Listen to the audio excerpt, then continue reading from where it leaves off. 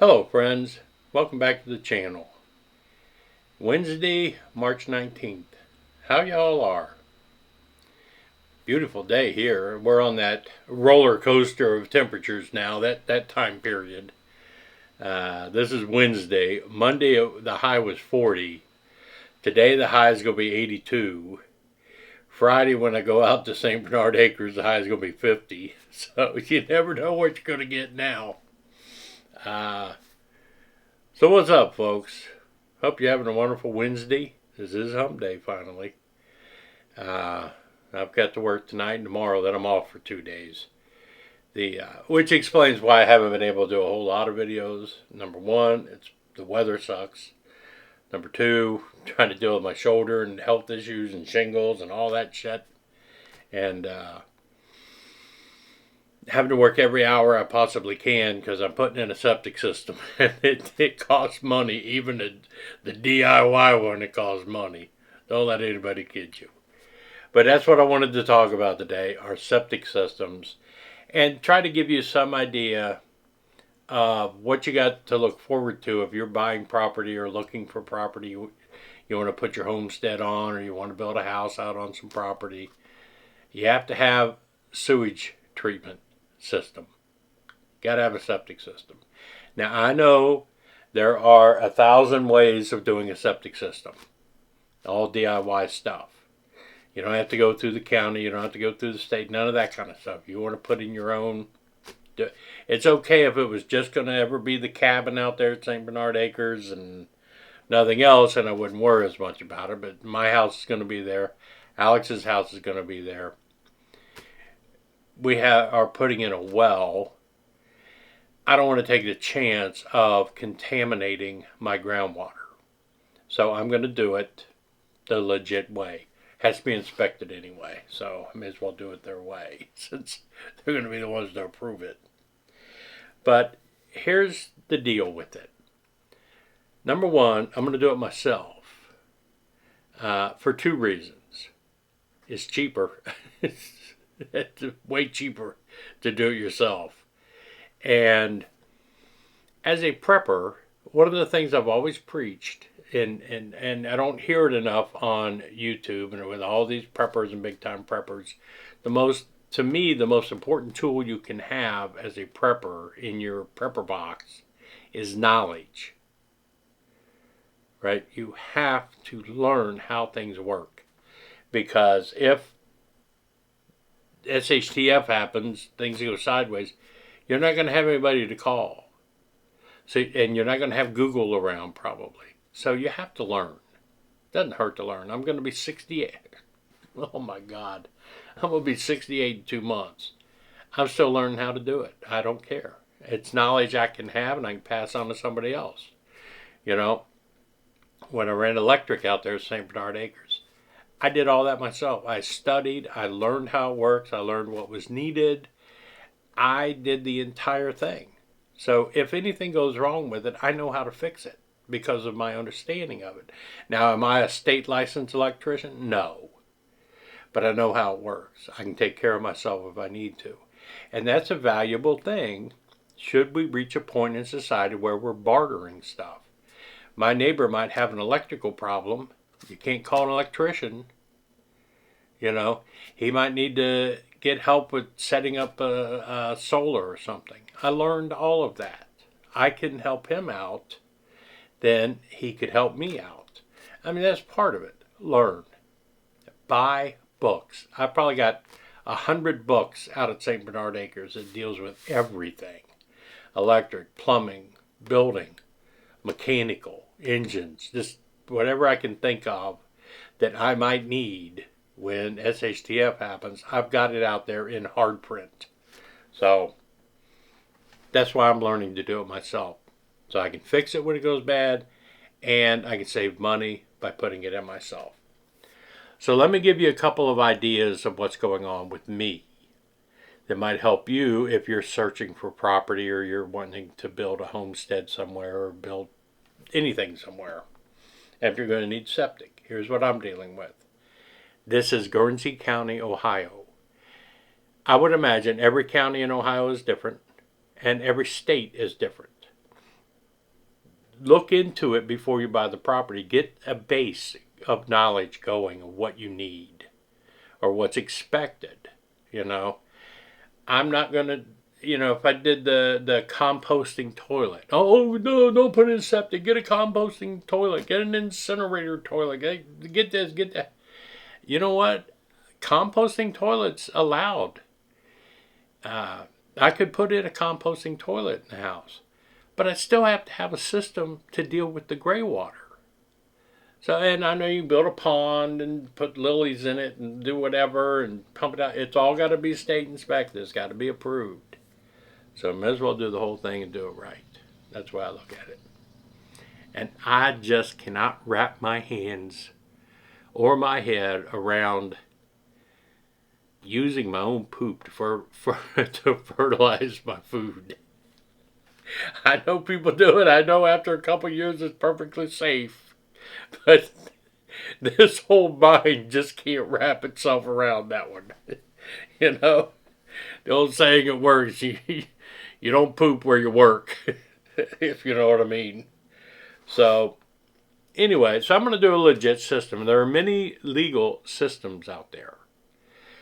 There are 3 options that we have in Guernsey County. So, my first step, one of the things I'm proud of about St. Bernard Acres, we have found multiple places where we could develop springs. So we have a lot of water out there. The good thing is the water tables are all high. The bad thing is that interferes with where you can do your septic system and what type you can do. But the very first thing I had to do, was get a soil scientist out there. And he was $600. These are the first step. And they used to call it a perk test. My cup that my sister gave me 25 years ago when we lived in Cincinnati, I think. I cherish this more now than I ever did. But first thing, soil scientist. He comes out and drives his rod way down into the ground and pulls out a core of, the dirt in the various layers, and he can look at it. That cost $600, by the way. And it took 2 months to get him out there. But that goes to the county health department. Then they look at that. Then they come out and they do what's called a site survey. And she came out from the county. The soil scientist had laid out 2 possibilities I could use for a leach field. And, I told him where the house was going to be and an idea of where the well was going to be, things like that. So based off of his report, she determined where to put my leach field and what type of leach field I need, or what type of septic system I needed, and how large a septic system I needed. So here comes one of the kickers, right? I'm building a 1-bedroom house. They don't go by the number of people in the house. They don't go by the number of bathrooms in the house. They go by the number of bedrooms in the house.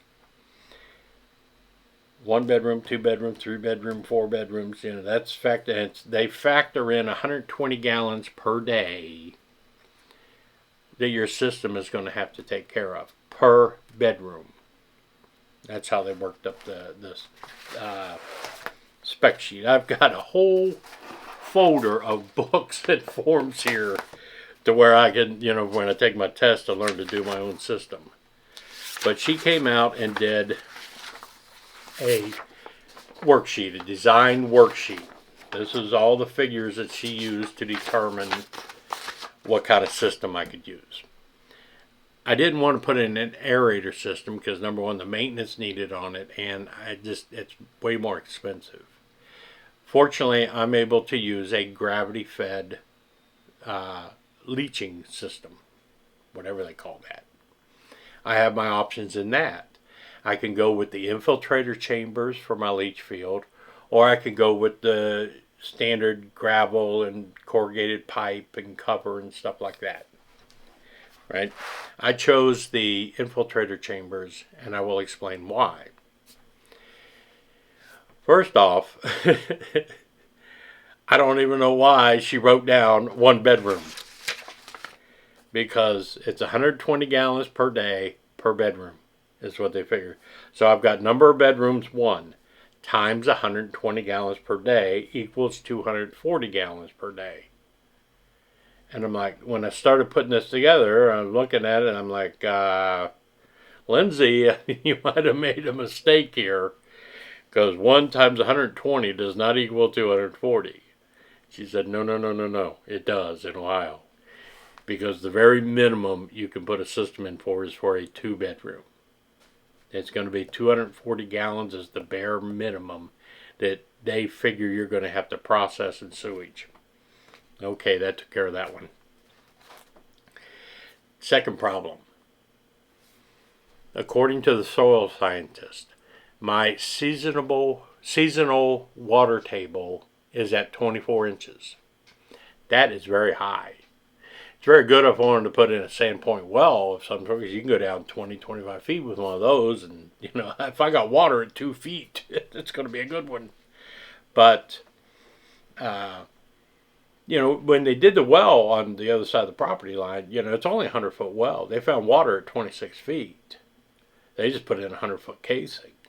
So water table is real high where I live, and I like that.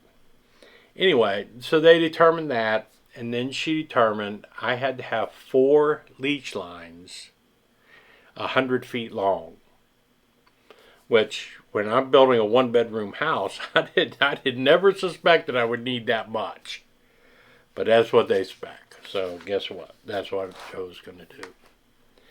Now, the problem with having the high water table like that, right? They determined my seasonal water table was at 24 inches. There has to be a minimum of 12 inches of vertical space between the water table and the leach field, the trench depth. There has to be a minimum of 12 inches there. So I only have 24 inches to work with, right? Here's the water table, 12 inches of depth, and I only got 12 inches to work with above that because I'm at a water table of 24 inches. Now, it's going to be very confusing because that's the way I am. I may inadvertently say feet instead of inches, or this instead of that. Excuse me, I apologize in advance. Water table at 2 feet, 12 inches of separation. There's my trench. Right? So in that 24 inches, I got 12 inches I can't touch. That leaves me 12 inches for my leach field. So by going with these infiltrator chambers, I can go with an 8-inch chamber.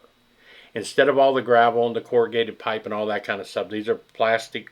They're 2 feet wide, 4 feet long. They're shaped like this. Mine's 8 inches high. I need 4 of those 100 feet long. And I have to have 6 inches of topsoil on top of those, a minimum of 6 inches of topsoil. So 8 inches of chamber plus 6 inches of topsoil. Oh shit, there's 14 inches. I got a maximum depth of 12 inches I can go on my trenches. So guess what? Joe's going to be pouring more dirt over there. Which is okay. I figure, all the dirt we get from excavating out for the tank and all the lines, we're good. I think that it's going to be cheaper in the long run to do the infiltrator chambers. Because if you want to do the standard gravel and pipe thing, you got to have a minimum of 8 inches of gravel. You have to have the 4-inch corrugated pipe. You have to have a minimum of 2 inches under the pipe of the approved washed aggregate, and 2 inches above it. Then you have to have straw cover or geotextile fabric cover, some kind of cover, and then 6 inches of topsoil on top of that. So versus having to haul in all that gravel and buy all that pipe and the labor involved in all of that, right? I think it's easier and cheaper to go with the infiltrator chambers, as long as everything's perfectly level. And I have a slope where my leach field's going. According to Ohio, you're allowed 25% slope. So I can put a trench here, a trench here, a trench here, that kind of thing. I only have a 10-inch slope. You're allowed 25 inches. Or degree. See what I mean? I have a 10-degree slope, but you're allowed 25-degree slope. So anyway, that's the county's part of it. They come out, they do their site survey, they tell you what kind of system you can put in and what the system's going to have to consist of. A minimum 1,000-gallon tank, a minimum of 4 leach lines, 100 feet long. So I make all that happen. Then I have to do a layout. They gave me a sample layout plan. Right? I've got to draw these up, and I submit these when I apply for the permit. Then, in order to do it myself, I have this 80-page book, mind you, two-sided, that is the Ohio Administrative Code for Sewage Treatment System Rules. Those I have to learn. I have to take a test, and if I pass the test, then I get certified to install my own system and have them come out and inspect it. Then you have to have the book to help you with how to install the system itself from Infiltrator systems, because that's what I'm going with. A lot of book work involved. But it's all part of it. And in the long run, it's going to save me a lot of money. I'm going to feel better because I'm going to know if a problem develops with it, I'm going to know everything about it. And I might be able to fix the problem myself. But I just think it's very important. I'm going to have a well out there. I've got groundwater very high. I don't want to take a chance of contaminating my groundwater. So I will do a legit septic system. Personal choice. If you want to dig a hole and poop in it, that's what you can do. You know, I don't care. I'm just saying, if you're thinking of, okay, I'm just building a tiny house out here. It's a little 400 square foot thing with one little bathroom and a little bedroom. Doesn't matter. 240 gallon per day is the minimum you're going to have to process the way the state looks at it. So don't think tiny house, tiny septic. I did. I was wrong. So that's what Joe has to do to make his septic system work. And to me, it's worth it. Like I said, it eases my mind. I don't have to worry about anything. And it'll be fun. It'll be a very fun project to do. I'm going to do the infiltrator chambers. Bobby, on his side, he wants to do the gravel and the corrugated pipe. Which is cool. I mean, he's going to be he's a builder up north. And once he moves out there, he's going to be building in the area, and he's going to be doing septic systems in the area. He'll get licensed to do the business, whereas I'm only getting licensed to do my own. But he's going to be helping him out a lot, and it's good for him because he gets experience with both types of systems to work with. You know, my system, I have to use Schedule 40 pipe, 4-inch Schedule 40, from the house to the tank. Tank has to be a minimum of 10 feet away from the house. But Schedule 40 pipe is very, very expensive. Fortunately, from the tank to the distribution box and to the chambers, I have the option of using SDR35, 4-inch SDR35, which is a lot cheaper. So guess which route Joe's going. But, you know, if you do the whole gravel and corrugated pipe stuff, then I don't think you get that option. I think you have to use Schedule 40 piping. And that's, like I said, I looked at the expense both ways and the ease of doing this one. So if it costs a little bit more, just what I save in labor should, you know, it should all work out to be about the same. But that's the septic system I'm working with.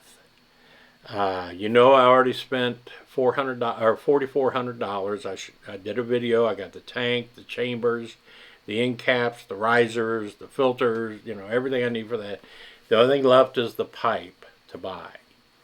And like I said, the Schedule 40 is expensive. The SDR 35 not so much. I figure there's still another $1,000 to $1,200 for all the pipe and the fittings. And it should be done. That should be the cost of all the material. Then renting the excavator. You know, you got to factor that in. That's $400 or $500 a day to rent an excavator. Now, fortunately, we've got Bobby and his excavator. But those are things to think about as you're out doing this and shopping for property. You know, there is a huge amount of value of having a septic system already in place if you're going to buy a piece of property. Let me tell you, I didn't realize that until now. But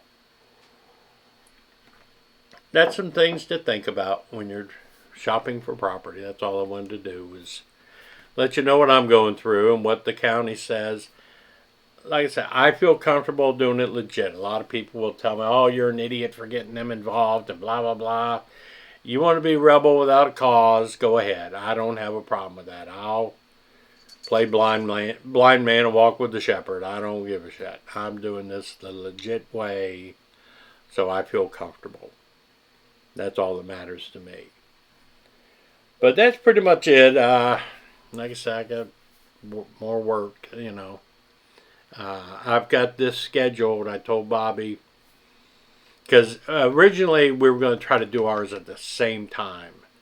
It looks like I'm going to be ready before he is, because I was shooting for April, you know.